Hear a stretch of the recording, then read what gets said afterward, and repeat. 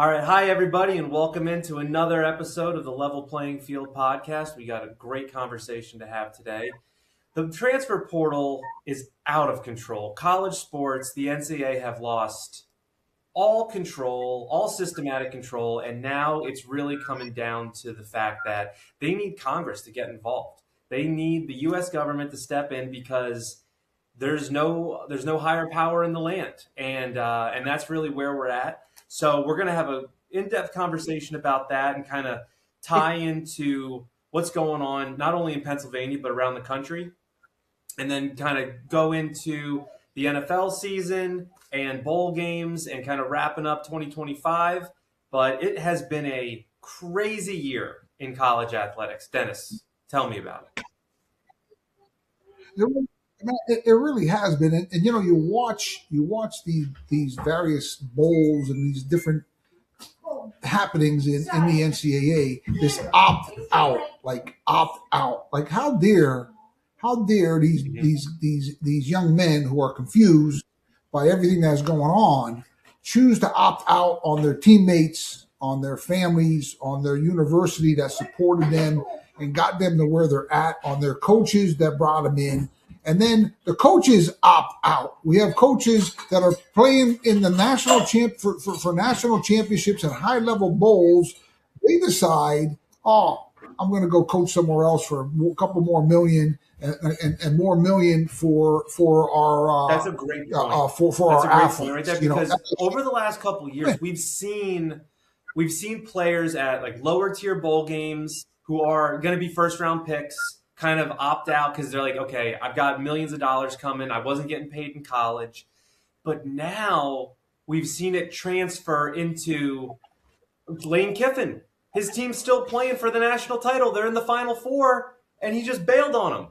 I mean, like, that is the definition of, like, leaving somebody high and dry. And this is the first year we have Notre Dame, who just said, I don't want to play in a ball game.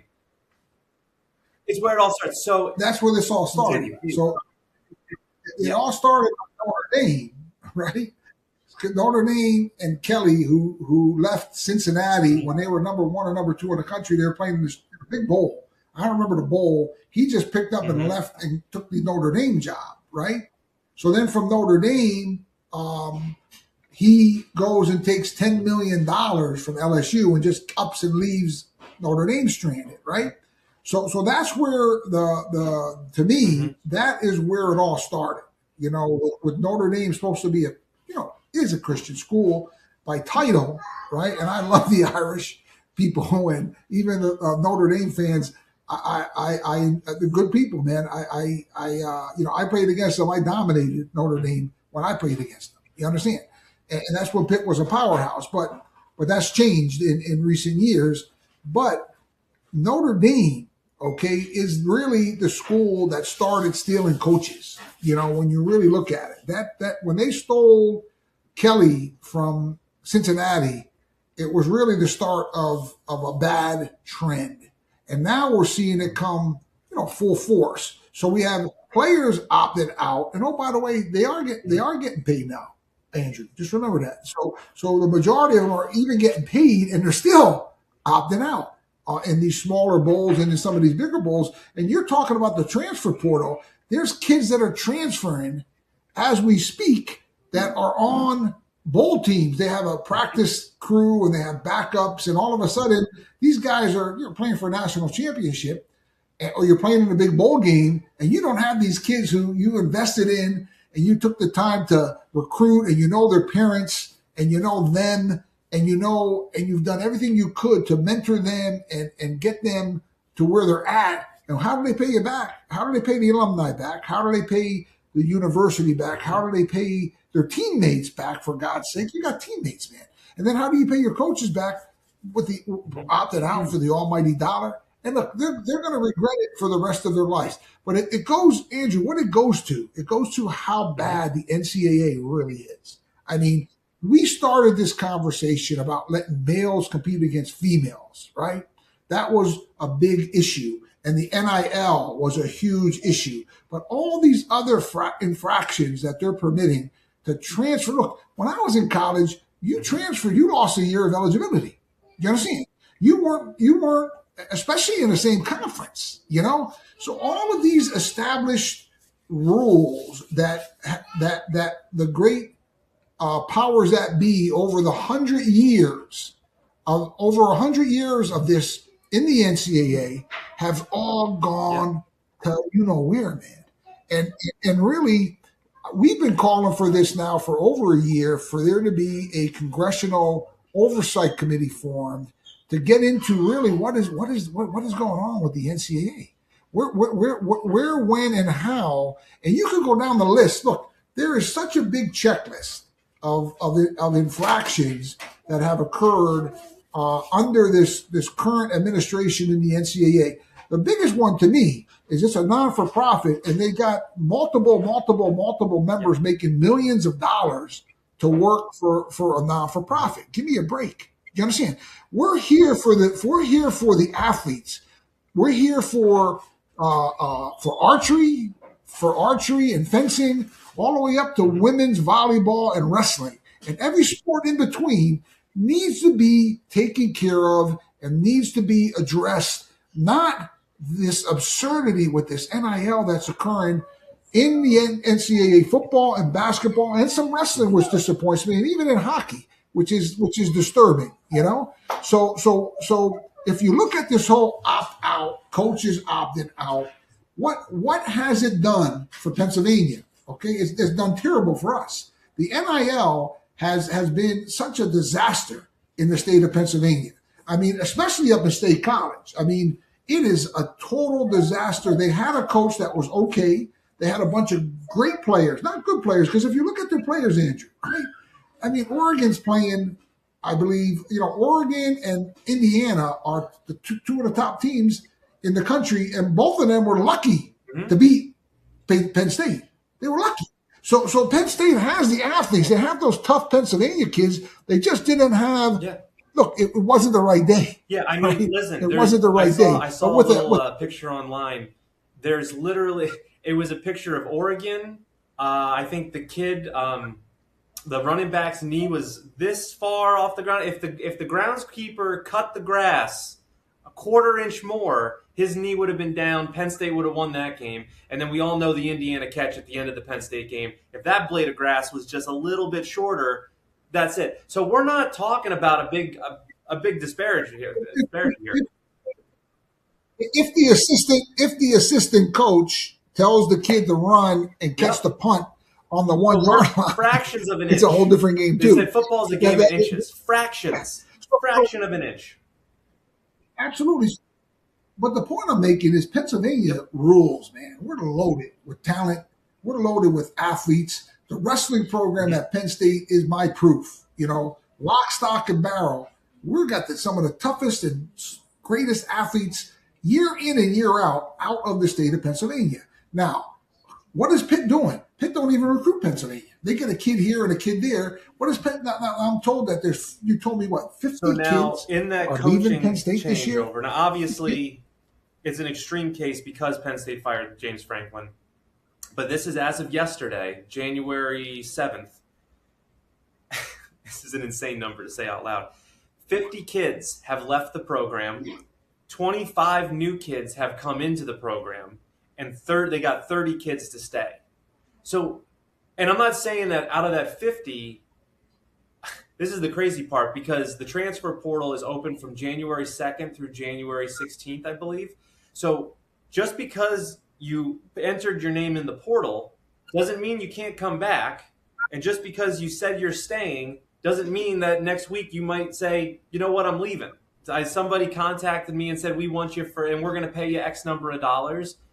And that's just how it goes. So you got to understand how, this is truly the Wild West. It's truly, there are no rules, because the NCAA is like deathly afraid of being sued. There's so many antitrust laws and everything that goes into it that they have no teeth. There's no rules. There's no rules. All right, guys, let's take a second to talk about our friends over at Summit Web Search. The internet is a big place. And if you're running a business, just being online anymore isn't enough. You have to stand out from your competition. That's where the team at Summit Web Search comes in. They help businesses with digital marketing, web design, graphic design. But what really separates them is how they prepare companies for where things are going. With AI coming in and changing the way people search for information online, you have to stay ahead of the curve. Instead of guessing and chasing trends, Summit Web Search focuses on what makes your business show up where it actually matters, in front of the people that are going to spend money with you. You need to chase those people down who are already online looking for your product. Because in a world where visibility is everything, that's what being online is all about. It's being positioned to win day in and day out and get your clients the products that they want. So if you're ready to stop guessing and start getting found, check out Summit Web Search and let them help you level the playing field. All right, let's get back to the show. It's the All the California agents. lawyers, Yep. California lawyers that started this whole absurdity. You know, nothing good comes out of California. Nothing. You know, Yeah. and I want to make that real clear. Nothing good comes out of California.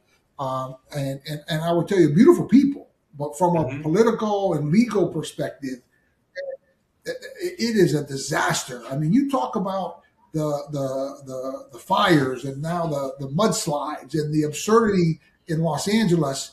I mean, nothing good comes out of that state. So these lawyers have created this whole big nasty mess that we're experiencing, and all of the alumni and all of the athletes and their families and the student bodies are being basically totally pushed into chaos because no one knows what to do. So when that happens, what do? You go back to what worked. You know, you go back to basics, you go back to prayer, you go back to structure, you go back to what Penn State was founded as an agricultural school, a humble agricultural school. And it's still one of the greatest agricultural schools, not just in America, but in the world. You understand? And they do great things for agriculture, right? Now, their main goal is the students and the students, the alumni, and their athletes. You made a real good comparison on one of the other shows that we did, but I think that's being lost now because what's occurred is they're letting a bunch of lawyers and the NCAA dictate to the universities and their coaching staffs and their student athletes and their students as look, we instituted this Wild West. You have to participate in it. No. They got to put their foot down and put the foot down and go back to what worked because Franklin was doing okay without all of that, all of these various NILs and evil acts that the NCAA has basically forced them to all participate in. So they need to go back and look at the drawing board because let me tell you why, Andrew. We all saw what happened with Big Bad Belichick, right?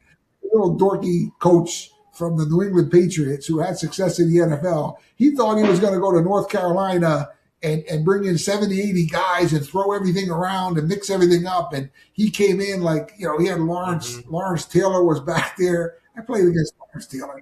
They had a bunch of other guys, you know, Michael Jordan, I think, was even there for the beginning games. And they got you know, once kicked by whoever played them in the first game. I had to watch it. I watched the first part. They were losing like 30-0 at halftime. I was smiling from cheek to cheek. So look, college football is an amateur football tradition. And all of those amateur football traditions and basketball, hockey, lacrosse, wrestling, all of them are great. They have this great tradition. And it wasn't broken. So how are these billion-dollar University of Pittsburgh is a billion-dollar operation. Penn State, billion-dollar operation, right? And all these big universities, LSU, you name them. How are they letting these dorky lawyers from California and this pathetic NCAA dictate to them what and how and where? And that's the era. We have gutless presidents of these universities and gutless athletic directors who are making these decisions and going along with them. Look, I'm proud of them that they stood up and they told the NCAA Mm-hmm. look, no, our guys can't gamble. I'm proud of them that they did They that. proved But they that could was do just it. one They small proved step that they that they could do made. it. So now that's the most dangerous part. You So prove that you can do it, so do it again. uh, and that Mm-hmm. and that's what this conversation's about with Andrew and I. Man, we're doing it for the sake of the young athletes, for the students, for the alumni, Mm-hmm. and for the universities in themselves. I mean, the majority of them, like we talked about on the last show, the majority of them were set up as Mm-hmm. the as seminaries. I mean, as Christian establishments. And if you look at their bylaws, they're set up at they were mostly all set up as seminaries, high schools, and the like. Do you understand? So what they need to do is get back to their basics, keep their agricultural roots, keep their Christian roots, keep their academic roots, and go on from there. Don't jump into absurdity. Don't jump into stupidity. Don't jump into ignorance because those NCAA Mm-hmm. dorks, they never played football. They never played lacrosse. They never wrestled. They never played basketball. They're a bunch of dorks that have no idea. A bunch of pencil neck geeks that are Mm-hmm. clueless about So, athletics. Do you understand? And from my yeah. perspective, Andrew, I'm gonna let you take over. From my perspective, our conversations about, well, how do you fix this? Well, you go back to what worked. You go back to basics. You make the founders of Penn State University and the University of Pittsburgh, you make them guys and their children and their grandchildren, you make them smile in their Mm-hmm. graves, not roll over in their graves. Again, get it back to where it was. It wasn't broken, and they have the abilities. And if they don't, listen, if they don't, they all need to be fired. The alumni need to step in and fire all of them. Fire the presidents, fire the Mm-hmm. athletic directors, fire the coaches, and start from scratch. Because right Mm-hmm. now, it's going into oblivion. And Penn State in particular, you're going to end up with something like you just saw at North Carolina. And listen, the only good thing about Pitt and Penn State not making a big bowl Mm-hmm. and not playing in the big bowl, for the sake of the alumni, they could drive to little Yankees stadium and not have to Mm-hmm. buy a hotel and not have to do airfare and not have to do all that. So they all Mm-hmm. save money in this bad economy that we're experiencing. Same thing with the Pitt Mm-hmm. fans. All they had to do was drive down to Maryland. You understand? And the Temple fans didn't have to drive anywhere. And that's the disgrace of it. And Yeah. I'm going to finish there. I just wanted to bring this up too. If you look at Texas, the state of Texas, which we're superior to Texas, we have superior athletes. They have great athletes down there, but our athletes are tougher. They're harder working. We have all the weather changes. There was like 7 Texas teams that were in bowl games and in the top 25. We don't have one team Mm-hmm. that finished the season in the top 25 in the state of Pennsylvania, right? So the proof is in the pudding. You know, we need to go back to what worked Mm-hmm. at all of our universities, Mm-hmm. and then we'll become successful again because the studs are Mm-hmm. here. Just go up and watch a wrestling match. 15, Mm-hmm. 20,000 people in every wrestling match, right? Bunch of Pennsylvania kids, they come out, the fans go crazy over them. And then the cherry on top for the wrestling team is they all are into Jesus. They're all praying, they're all hanging out. So that's the second piece to the Penn State and the Pitt and the Temple solution. They need to go and see what's making those guys so successful, and that's their faith in Jesus Christ, their faith in God, and that is something that the almighty dollar is taking over. They're looking at their football careers and their basketball careers like they're professional athletes, and that Yeah. environment is really Well, it's bringing it great. down, Angel. Perfect Really. segue. Right to your point, they think they're professional athletes. So, perfect example, kid Sorsby, quarterback from Cincinnati this year, is transferring down to Texas Tech.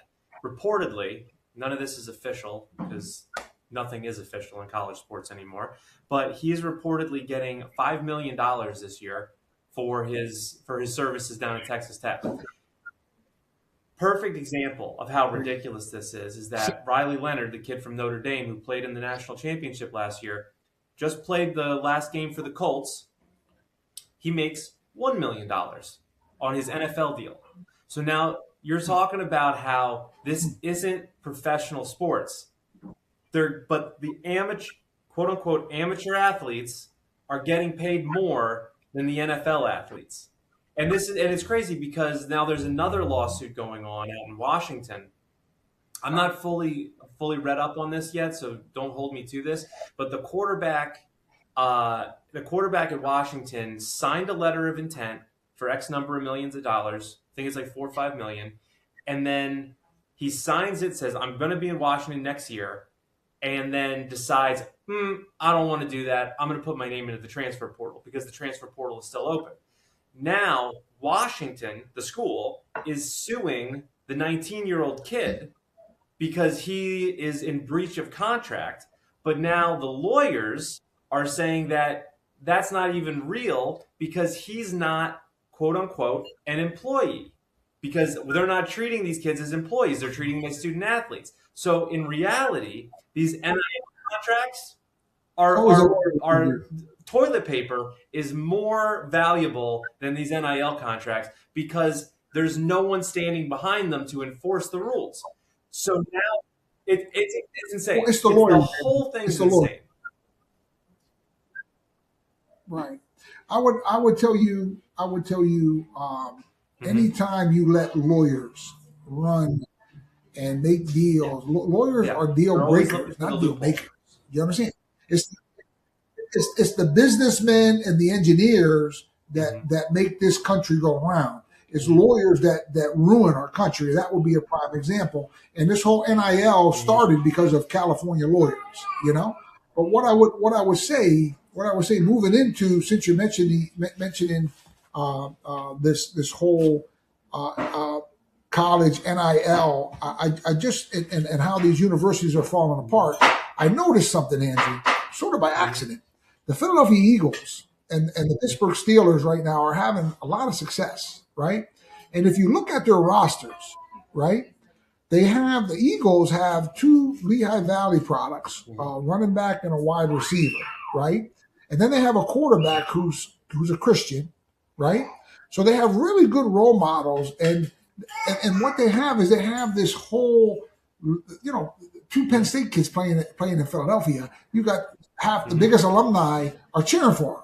And then the kids, they're loyal because they know these are Penn State fans, they're Philadelphia fans. They grew up with the Philadelphia Eagles. So they're down there, man. They're doing those kids are playing hard. They're having real good success in Philadelphia with that type of. So we're seeing more spirit in professional football, at least in Philadelphia right now, and in Pittsburgh, because Pittsburgh got the Hayward brothers, right? Their father played with me. Craig Hayward was a tailback at the University of Pittsburgh. Their sons, I know Cam. I don't know the other younger one. I just know Cam. But I do know Craig too. Craig Jr. I know he's from another marriage that Craig had. But anyway, you see the success of the Pittsburgh Steelers because you got the Hayward brothers there. Cam is a team leader, and then not only that, you got some Penn State kids playing there and some Pitt kids playing there, and with the Eagles, there's 1 or 2 Pitt kids. But my son Alex played with a kid by the name of McCoy, right? McCoy. Deshaun or LaShawn McCoy. Okay, so he was from Harrisburg, went to Pitt, and everyone remembers when the Eagles were real good before this running back that came. He was also a Pennsylvania product, and he went down there and he played with pride and he played over his head, and he always went the extra mile and was a team leader, and that's when the Eagles were good. So I'm seeing a trend. What I'm trying to say to you, I'm seeing a trend in that we see some of this college spirit and this college success that Penn State had and even Pitt had in years past by these players playing from within their state and playing for their pride, right? And then you go to Pittsburgh. Not only that, Terrell Austin is the defensive coordinator at the University of Pittsburgh. For the Pittsburgh Steelers right now, and he was a teammate of mine at the University of Pittsburgh. We were on the same team, had a top 5 defense while I was at the University of Pittsburgh. But Terrell is also, and he was a teammate of Craig Hayward. So you're seeing the family in Pittsburgh. There's a family atmosphere. There's a loyalty atmosphere there. They're loyal to the fans. They feel like family. They love Pittsburgh. They love Philadelphia, the kids. And they're playing their hearts out hard, and they're winning. They're winning. It's not, look, it's all about loyalty. It's all about friendships. It's all about commitment. It's all about being all in. And what this money has done, the money has done with these NIL young men, they don't know it. The money's ruining them, like we talked about. What they're doing, you see these tattoos on them. You know they're gambling. They said it's illegal, but you know they're gambling. Who knows what, when, and how what they're buying? You know they're buying all the wrong things. We all know that, but these are kids. They don't have that responsible level that the Eagles and the Steelers would have because they're 3 or 4 more years developed. So really, what the money's doing is ruining these kids. It's not helping them, and that needs to stop. But then moving on to the Cincinnati Bengals with Burrows, right? We've all seen how that team has turned around when he plays, when he's healthy, right? I think this year they won 6 or 7 games and lost every game that he didn't play. Yeah, he's a player. He's from Ohio. He's right down the street from Cincinnati, right? Ohio State left him stranded, and he transferred to LSU. Great story. You know, the LSU took him in. Great coach took him in. You know, the LSU fired. And you talk about a program that's a mess. You understand? Let me just quick divert. I'm going to go back to McCaffrey and finish with McCaffrey. But LSU, right? They made a commitment to this guy from Ole Miss, Kiffin, right? His name's Kiffin. So what a mistake. They went from worse with Kelly. They went from bad to worse with this guy. They're paying him more money. They're paying the players more money. When they had a guy like Argeron, they didn't pay him. I think they're paying maybe $700,000-800,000 a year to coach, right?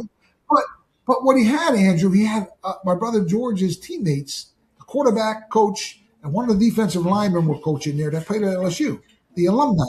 Argeron's from Louisiana, but they've fallen apart so bad. Tulane, who they don't play in a rivalry game anymore. And oh, by the way, Pitt and Penn State got to get that rivalry back. But Tulane and LSU used to be the big rivalry. They don't even play each other anymore. Here's Tulane playing in the college football playoffs. Little Tulane, right? And Louisiana Tech is playing in a bowl game and won. And LSU didn't even win a bowl game.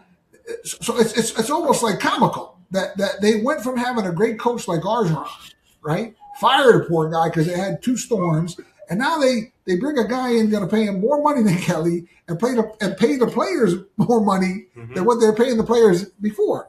And you talk about dumb and dumber. You talk about dumb and dumber. And Penn State joined them. Doing basically the same type of tactics. But it's all about team, man. It's all about guys going all out for their teammates, for themselves, for their God, and for the fans, bro. And that's what we're missing now because these young kids don't know how to manage money. And when they get that big paycheck and they get that money that comes in, it disorients them.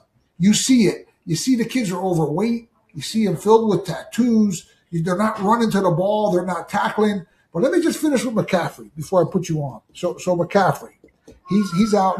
He's a couple miles away from Stanford. You know, that's where his dad went.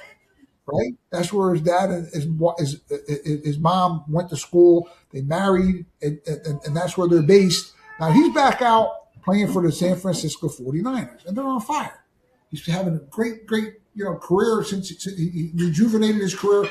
And really, the kid at the Eagles did the same. He rejuvenated his career when he came down to the Eagles. He was sort of having a wishy-washy career with the Giants. He came down here and played in Philadelphia. He's swinging. The kid's playing big time. You understand? So the point I'm going to try to make before I let you, I see you want to make some points. The point that I want to make, Andrew, is that, man, it's not about the almighty dollar. And when the money comes and the guys are prepared for it, they can manage it better and they can deal with it better because they're of age.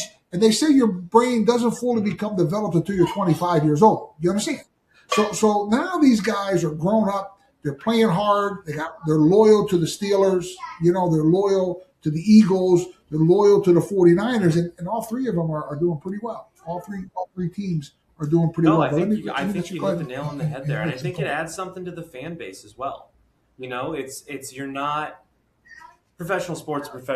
It's a business, right? We all understand that, and people get drafted, traded, moved around. That's just how it goes. But when you do find those small instances where, you know, you pull from the local colleges it really brings. Hey guys, do me a favor. Check to see if you're subscribed to the channel. If you are, great. If you're not, it's super easy. It's free. It doesn't cost you anything. It doesn't sign you up for anything. It just helps us bring you the insider conversations that the big networks aren't going to cover. Love you guys. Okay, back to the show. Another level of like kind of, I don't know, almost intimacy. Like you feel like you are a part of the team a little bit more. You're like, Saquon from Whitehall. Like I know I watched Saquon play in high school. I went to one of the games. Like I saw that guy play when he was wearing a high school jersey. He goes to Penn State. Obviously, we all know how amazing he did there and into the league. But he chose. Listen, right. There was no NIL, and he chose. Yep. He chose Yep. to go and become a professional football player, which brings me back to the argument that we made earlier. That it's truly the NFL that's creating the NIL because there's not enough opportunities. I talked to one of my buddies that played in the NFL. He loved that. He's like, "Oh, Dan, you're so right." You know what I'm saying to you? That the NFL. I mean, no, I was just going to say there's more examples of that. I mean, you have a couple years ago, Miles Sanders. He's from Pittsburgh, local kid. He was playing for the Eagles, and then you can keep. I mean, you can go back in time. All these examples, and it's not just in Pennsylvania, but it's around the country. Chuck Bednarik. I mean, like Chuck Bednarik, Charlie, like being number one example, right? But you see it all around the country where these NFL teams, they always are a little bit more dialed into the local colleges because it's just natural. It's what's around you. You're able to see it. It's a closer scouting trip. You have to spend less money to go out and see players. It's easier for your scouts, all that. So it's an easier and more effective way to bring in talent to your teams. But not only that, and like I said, it brings in the fan base even more. It brings in the excitement to make you feel like, hey, I'm a part of this. My community is a part of this. It makes it so that you, and listen, NFL, these professional franchises, it's a business, right? So when they want you to spend all that money to go to the games, you've got to have a reason to. And if they're bringing in these guys that if you have a standout guy at Lehigh or Lafayette or Temple or any of these like schools in Pennsylvania, you're like, this guy's gonna make the team. He's gonna make the team. Like, especially in the preseason and like early season, like that's exciting. That's exciting for the community to be like, this is one of our guys. He's gonna make the team. You're not only competing against people in Pennsylvania, you're competing against the entire country for one of those NFL spots. And when you have a local kid who's scrappy and wants to play and wants to make the team, like, it's awesome. It's an awesome feeling. It's a great thing for the community.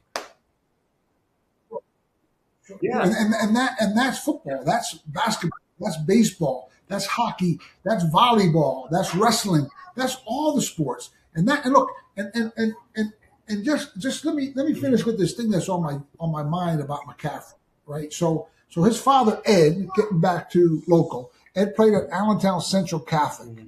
Ed, great cat.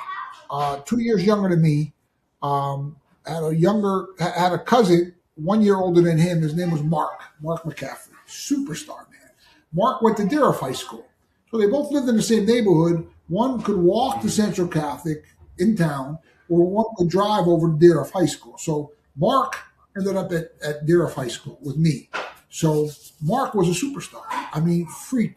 He was more talented than Ed. And if you ever run into Ed, you mention his cousin Mark, you go, where'd you know his name from, right? Mark was a superstar. In high school, his sophomore year, he got in with the wrong crowd, right? Just like that, stopped coming to practice towards the end of the season. It was like shocking. We had a great team too.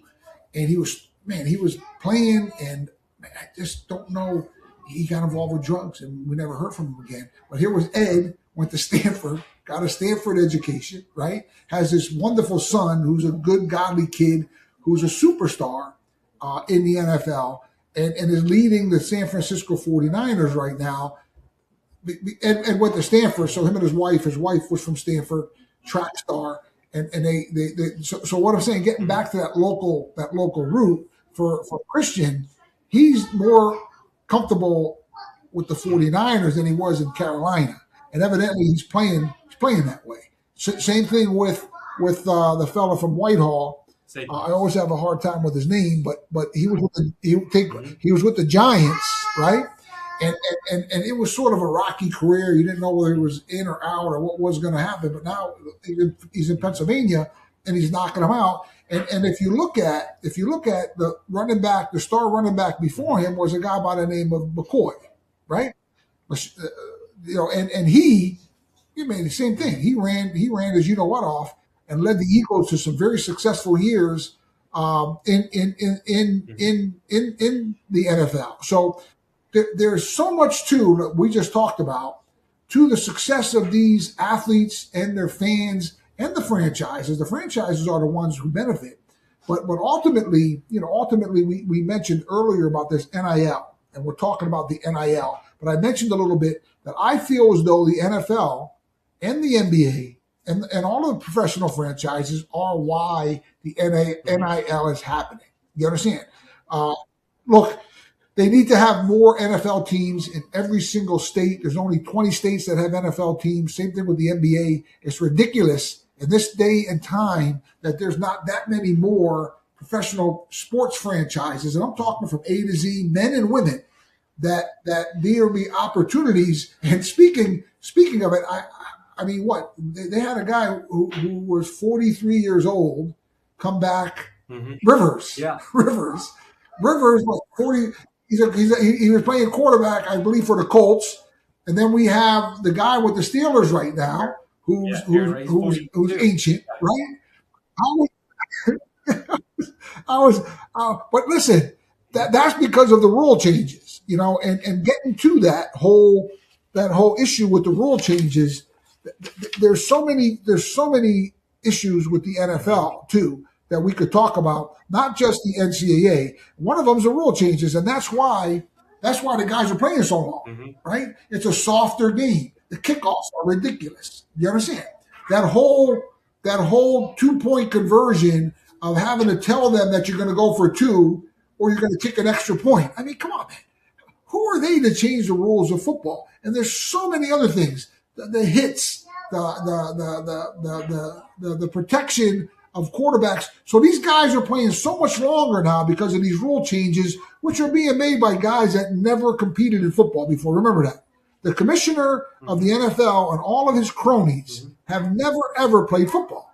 And they're instituting rule changes? For God's sake, it's not just the NCAA that's out of their minds. It's the NFL too. And there needs to be a lot of changes and evaluations and the government weighing in, especially on more franchises. Okay, those greedy NFL owners, they don't want no one to share in those billions of dollars that are coming in, paying guys $40 million to be a tackle, paying baseball guys $700 million to play baseball. For God's sake, Andrew, listen. My prayer for this year for the college kids is that they just totally disband the NCAA and they weigh in on that and they go back to what was and what worked for over 100 years. And for the tens of thousands and millions of fans, the tens and thousands of athletes that competed on a rule change. Think about this, Andrew. Overtime, right? 17 games in college football, right? So if there shouldn't be any overtime. Overtimes, if a team ends a game in a tie, let it be a tie. Because really, and that's in the NFL too, because really when you think about it, Andrew, a tie is like playing a whole other game. You're not fresh, you're wore out, you're tired. Man, let the kids go home and get their schoolwork. Let the people get off the TV. Same thing with the NFL. Those guys are playing. They now with the extra game and the playoffs, they could play over 20 games in the NFL. That's a lot of wear and tear on your body. Do you understand? And that's, but they forget this isn't basketball. Do you understand? This isn't baseball. You know what I'm saying to you? It's a sport of contact. It's a sport that men like that could get a concussion and be affected for the rest of their lives. They could get a major. Oh my God, they could get a major injury like that and be done forever. So, and that's the college kids too. So for them to keep this overtime. I'm totally against overtime in all sports, even in wrestling. Look, if you go to the playoffs, that's a different story. When you're in the playoffs, you have to have overtime. You understand? But on a game by game basis, on a wrestling match by wrestling match basis, on all the sports, basketball and the like, a tie's a tie. Let the game end. But you know why? You know why they're not? You know why they're even into more expanding these games? Because of the TV money and the gambling, Andrew. You understand? They don't give a hoot about the athletes. They don't give a hoot about, someone's got to go to work. They came to a game. Now they're sitting through 2 overtimes. You know what I'm saying? Like, how do I get myself into this? You're going.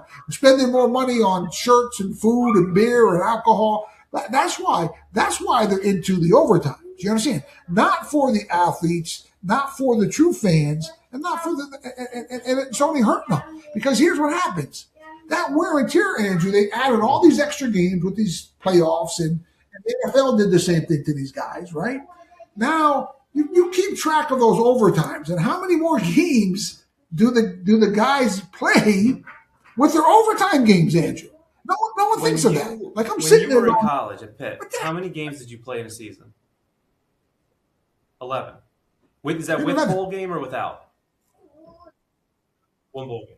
Well, you played one bowl game, and if you were 1 year, we ended up ranked number 2 in the country. We beat Georgia in the Sugar Bowl, right? Georgia played Pitt. We beat them. Herschel Walker, awesome running back, legendary running back. Dan Marino, legendary quarterback. But we had some bad cats on the football field. Boatloads of all-pro and, Hall of Famers and the like. But we played 11 games, and we played that one bowl game, and the season was over.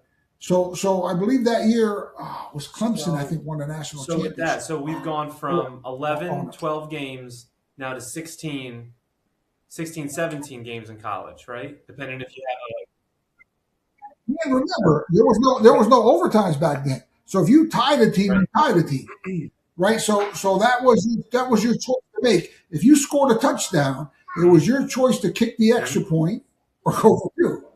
Yep, on the spot. Game over. So in my career, we tied 2 teams. We tied Penn State in 1983. To this day, everybody brings that game up. You can watch it. You can watch it on YouTube if you want to watch it. I took a sack. Penn State was driving midfield. I believe it was Blackledge or one of those guys. I sack them for like a 10-yard loss, right?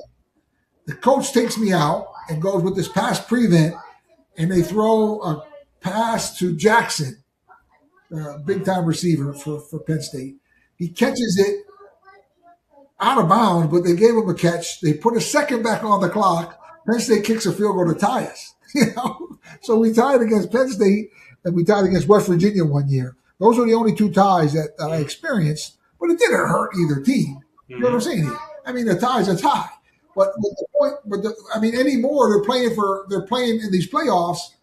They're playing with 3 and 4 losses. I mean, one of the teams had 3 losses. So my argument is against overtime, because all overtime does is help the bookies, right? Helps the television, right? And it helps all the companies that are selling beer and food and alcohol. Let the people go home. Let the kids go home. Let them go do their schoolwork. Let them prevent more injuries from happening. So on rule changes, and that's in the NFL too. The guys are really, if you keep track, Andrew, I bet you not just playing 17 games, they're probably playing, because there's so many overtimes anymore, I believe. A lot of overtimes. So the kids are actually being that much more exposed to injuries and the like, and not going to school to get their degrees, like you had mentioned, with this whole portal and their travel time with all of the athletics. And go into that a little bit and explain that to everybody, how the kids are losing out. That's it. So when like the Big Ten did their expansion a few years ago, as a spectator, I was like, that's awesome. I love it. I love Penn State, UCLA, or Penn State, Oregon, Penn State, USC on a Saturday in September. That's awesome. But when you actually start to think about it and say, all right, well, outside of football, basketball, baseball, swimming, all these different sports that are going to compete against schools across the whole country, how are they going to get there? Where are they going to like compete, and how long are they going to be, you know, shipped across the country back and forth? Time zones, private jets, all that kind of stuff. How much money goes into all of that? And then as well as like where, like we're not, when you take out the football, basketball, the money sports, when you take out the revenue sports and you focus on the Olympic sports, the ones that aren't garnering money, sure, people are showing up, but like there's no TV contracts.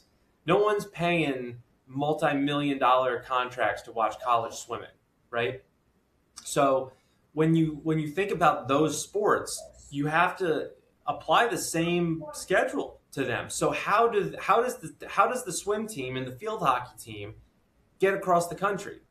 When are they doing their schoolwork? When are they doing all of the necessary things that allow them to be a student athlete?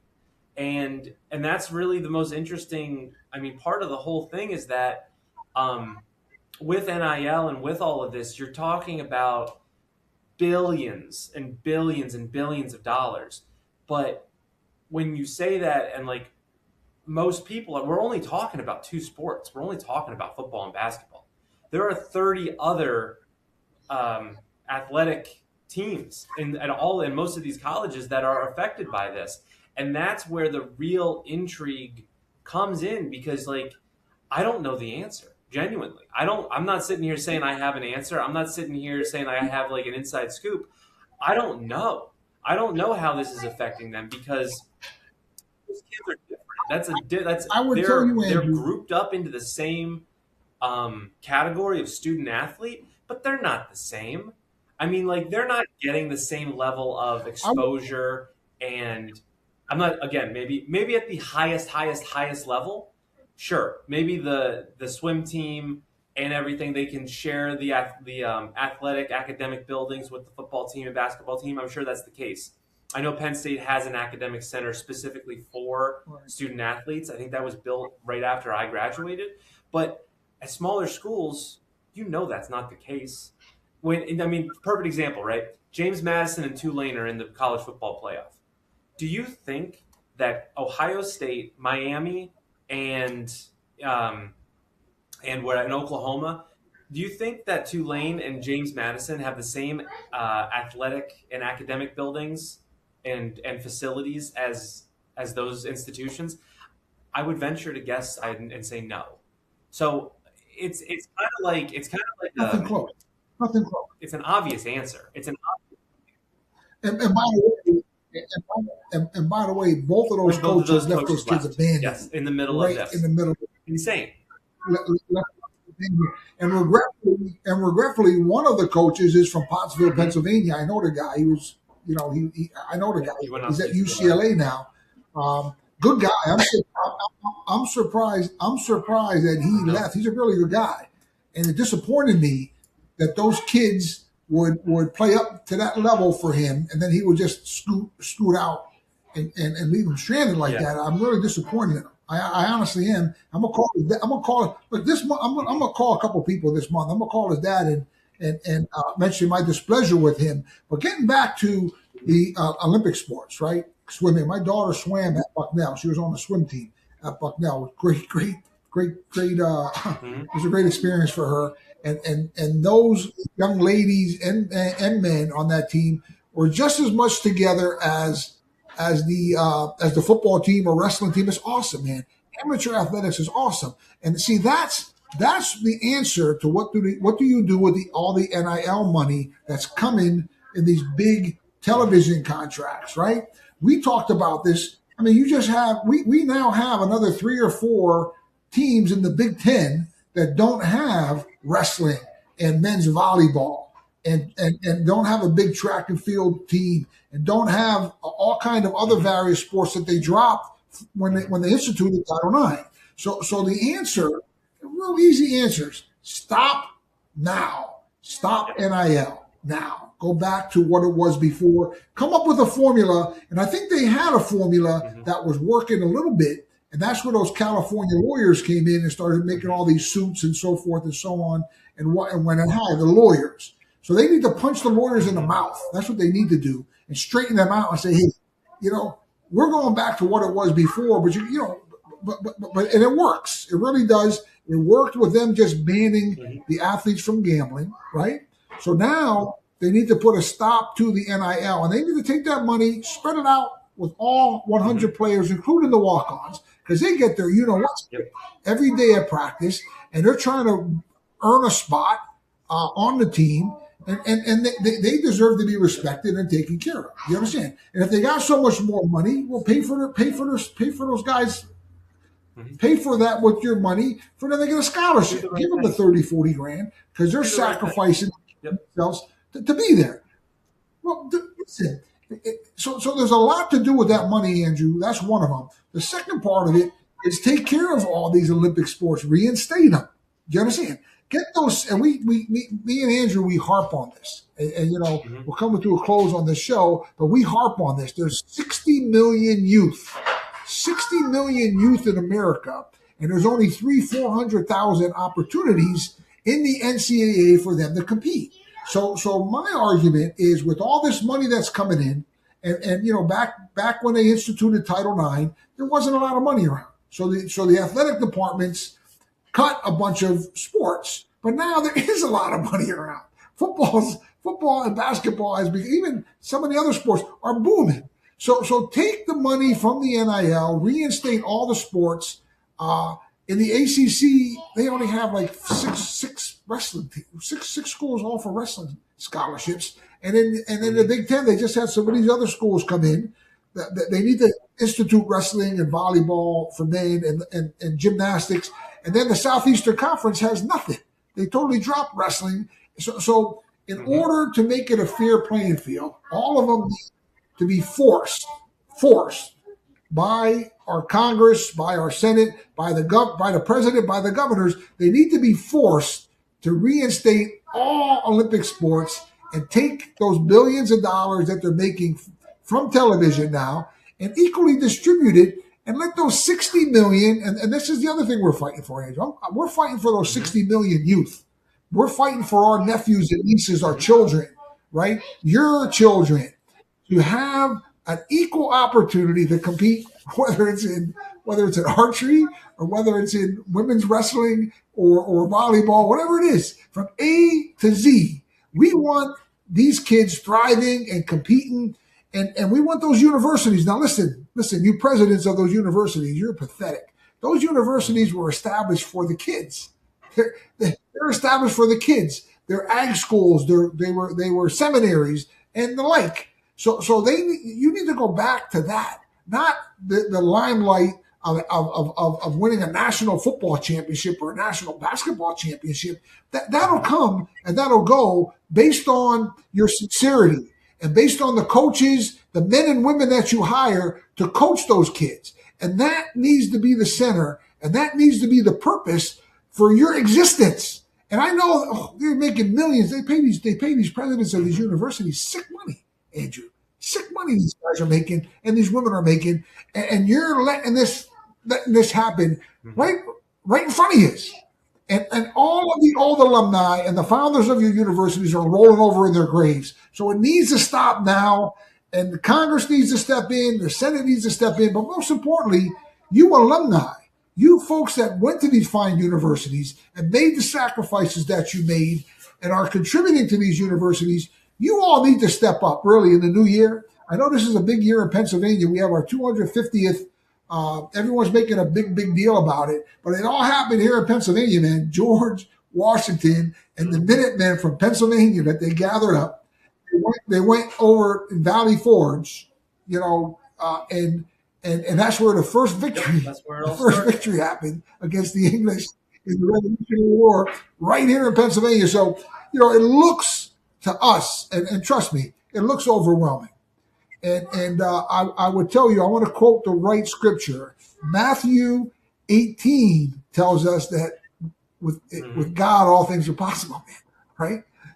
Matthew 18 tells us that. with God, all things are possible. So get your faith game on, get your prayer game on, and put your foot down, and let's get amateur athletics back to where it was, and let's help and pray that it thrives. Because if not, it's really going down a dangerous path right now that we, the people, need to stop. And I hope and pray in this 250th year of our liberation from the English, that we get liberated from the NCAA, because they're terrible. They are really bad. They need to get straightened out. So that's my prayer for all of you folks. That's great. So go at them. All right, work hard. No, that's try great. to make it happen. I think that's a great way to end the show. No, that's it. I mean, it really comes down to we need some strong leadership at the top to say this is what's going to happen. People aren't going to be happy. People are not going to be happy with change, and you know what? That's just the way it is. When you institute any type of structure into a world of chaos, there are going to be people that kick and scream, but those are the people that are most likely taking advantage of the system. So, and Andrew, listen, there's one other point I wanted to make too. It's not the International Collegiate Athletic Association. Okay, we have 25,000 foreigners. We don't know their ages. They could be 24, 25 years old. They're stealing our athletes' scholarships, 25,000 of them. That's how bad the NCAA is right now. They have totally left our young athletes. They've lost their center point. They've missed the mark, and that's what we got to get back to. So anyway, thank you.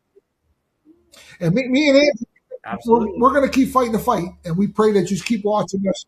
And look, please subscribe and tell your friends and your family. And the last show we had, we forgot to mention, it's Angels. No, it's Jesus 4, the number 4, right?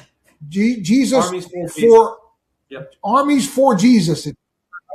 It's the number 4, and we talked about that. And I'm going to start talking about that website at the end of every one of our shows. Armies for Jesus. I don't care what your problem is. All right. I don't care what, when, or how. Go to Armies for Jesus. And no matter what your addiction is, or what your headache is, or what your problem is, 20 minutes of easy reading. I mean, and all of you take the time to watch these stupid television shows and these stupid football games and wrestling matches and whatever you watch.